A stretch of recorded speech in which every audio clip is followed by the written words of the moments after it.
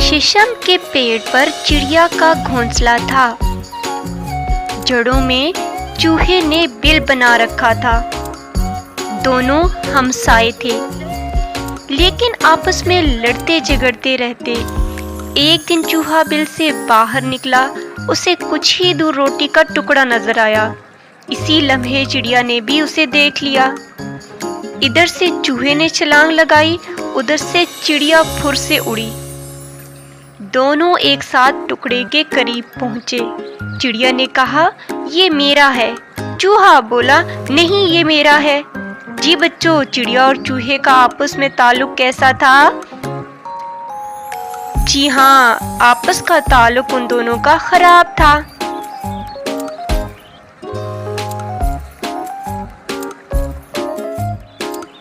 दोनों में छीना झपटी होने लगी। एक बकरी करीब ही चर रही थी। कहने लगी, देखो लड़ना भिड़ना बुरी बात है, मिल बांट कर खा लो। आधा टुकड़ा चिड़िया ले ले, आधा चूहा ले ले। चिड़िया ने कहा, मुझे मंजूर नहीं, पहले मैंने देखा था इसलिए ये मेरा है। चूहा बोला, नहीं, पहले मैंने देखा था इसलिए ये सिर्फ मेरा है। एक चालाक कौवा ये लड़ाई देख रहा था। वो झट से टुकड़े पर झपटा, पंजे में दबाया, कांय कांय करता हुआ उड़ गया। चिड़िया और चूहा दोनों लड़ते झगड़ते रह गए। टुकड़ा चिड़िया को मिला, ना ही चूहे को। दोनों बहुत पछताए।